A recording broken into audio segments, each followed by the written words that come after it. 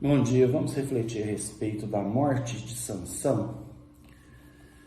O texto se encontra em Juízes 16, a partir do versículo 23, onde nós lemos o seguinte: Então os senhores dos filisteus se reuniram para oferecer um grande sacrifício a Dagom, o seu Deus, e para se alegrar, pois diziam: O nosso Deus entregou Sansão, nosso inimigo, na nossa mão. E quando o povo o viu, louvou o seu Deus, pois diziam: O nosso Deus entregou em nossas mãos o nosso inimigo, e o destruidor da nossa terra, o qual matou muitos de nós.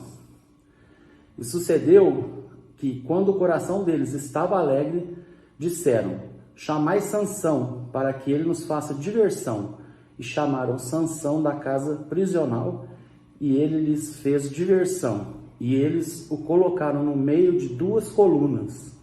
E Sansão disse ao moço que o segurava pela mão: Permite que eu possa sentir as colunas sobre as quais a casa se apoia, para que nelas eu possa me encostar.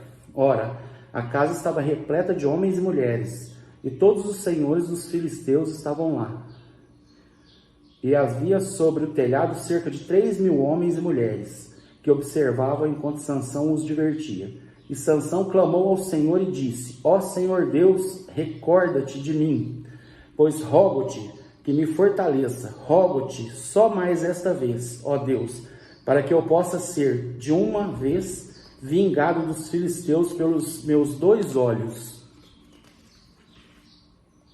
E Sansão se agarrou às 2 colunas centrais sobre as quais a casa se colocava de pé, e sobre as quais ela se sustentava, uma com a sua mão direita e a outra com a sua esquerda. E Sansão disse: Que morra eu com os filisteus. E ele se curvou com toda a sua força, e a casa caiu sobre os senhores e sobre todo o povo dentro dela. Assim os mortos que ele provocou na sua morte foram mais do que aqueles que ele matou em sua vida. Então os seus irmãos e toda a casa de seu pai desceram e o tomaram, e o fizeram subir e o sepultar em Zorá, e Estaol no sepulcro de Manoá, seu pai. E ele julgou Israel por 20 anos. Bom, o que nós vemos? Nós vemos que Sansão, na sua morte, matou mais filisteus, ou mais inimigos do povo de Deus, do que em sua vida. Ele era um juiz em Israel.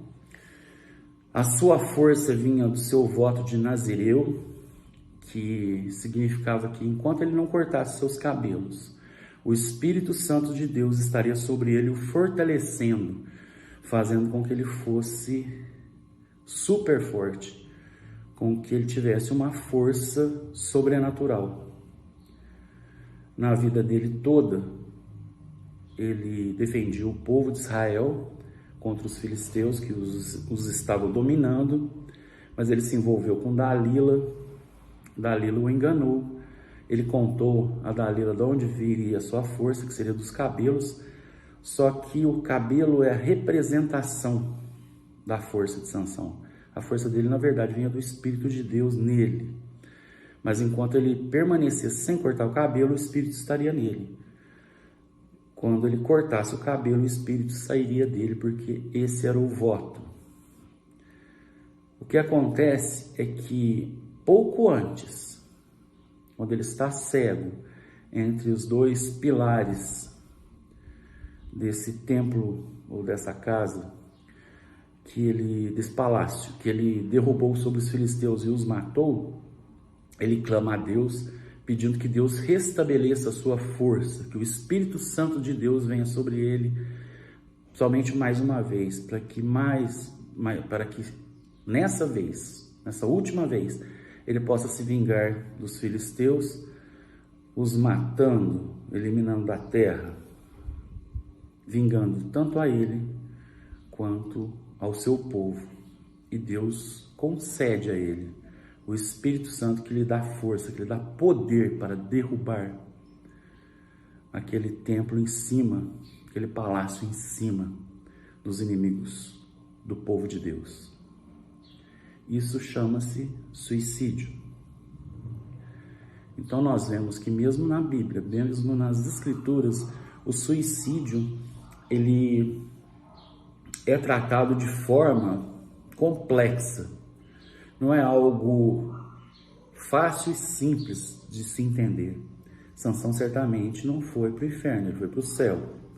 Principalmente porque Deus que deu a força para que ele se matasse os inimigos da nação de Israel. Acontece o seguinte: antigamente as igrejas, elas consideravam os suicidas como não salvos. Todos eles se perderiam. Com o passar dos anos e com as descobertas científicas da psiquiatria, a igreja flexionou um pouco a sua dogmática e pelo menos ultimamente não anda julgando quem vai para o céu e quem vai para o inferno, que não é departamento da igreja realmente. Então, para que uma pessoa se mate ou tente se matar, ela não pode estar no seu estado mental normal ou tido como normal. A dor que a pessoa está sentindo é tamanha que ela quer acabar com aquela dor, de qualquer forma. Ela paga qualquer preço. Então nós vemos que na ética cristã nós temos os suicídios justificáveis, como esse de Sansão, como é, por exemplo, você está numa rodinha e alguém, está você, seu filho, sua mãe, seu pai, seu esposo, sua esposa, e alguém joga uma granada no meio de vocês, você se atira em cima da granada e explode. Você morreu, mas você salvou outras vidas. Isso é um suicídio justificável dentro da ética cristã.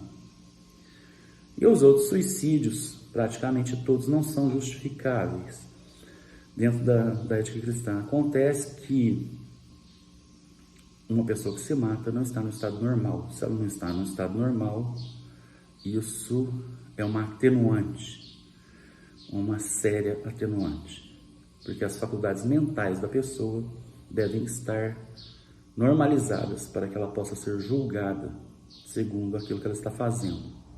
Quando a pessoa não está no domínio das suas faculdades mentais, não há como acusá-la, não há como imputar-lhe responsabilidade. Então, essa história de suicida se perdeu é conversinha para boi dormir. Certa vez eu estava num culto e o pastor pregou isso e disse que na Bíblia não há lugar para quem se suicida. Eu estava assistindo a pregação, eu fiquei pensando, será que tem alguma mãe aqui nesse culto que o filho se matou? Porque se tiver, ela vai entrar em desespero. Assim que terminou o culto, eu fui até o pastor e disse a ele que ele não pode fazer aquilo, que ele não pode dizer isso.